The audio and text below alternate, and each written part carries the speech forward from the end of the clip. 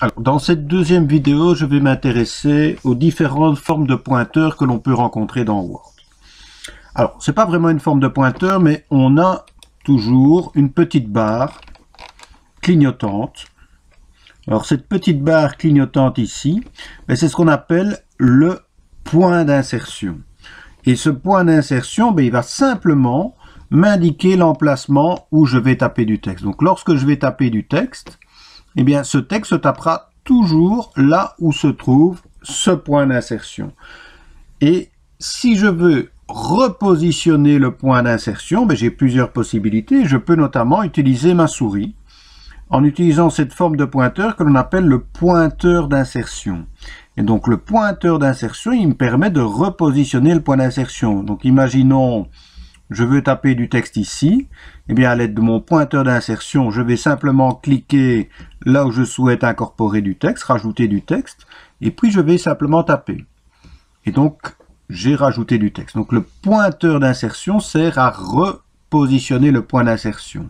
Cette forme de pointeur me permet également de sélectionner du texte. On verra un petit peu plus tard comment sélectionner correctement du texte.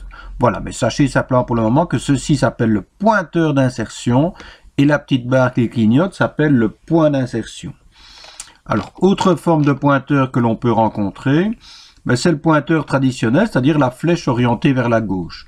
Donc, lorsque je place mon pointeur dans mon ruban sur un onglet, sur un bouton, dans une boîte de dialogue, eh bien, mon pointeur prend la forme traditionnelle d'une flèche orientée vers la gauche. Je peux également, dans Word, avoir une forme de pointeur représentée par une flèche orientée vers la droite.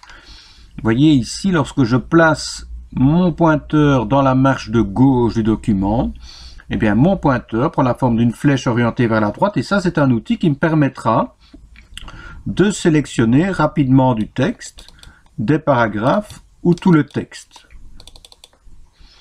Voilà, flèche droite, je verrai l'utilité de cette flèche droite par la suite. Alors, on peut évidemment rencontrer le sablier qui est un petit rond maintenant qui donne l'impression de tourner. Alors, cette forme de pointeur, on l'obtient lorsqu'on effectue une opération qui prend du temps, la machine doit travailler. Et enfin, on verra qu'on peut rencontrer toute une flopée de pointeurs différents suivant les opérations que l'on effectue. Par exemple, quand on sera dans les tableaux, vous voyez, mon pointeur peut prendre la forme d'une double flèche comme ceci, une flèche comme ceci, une flèche comme ceci, des flèches comme ceci, et ainsi de suite. Donc, la forme du pointeur va dépendre de l'opération que l'on va effectuer dans notre document Word. Voilà pour cette deuxième vidéo.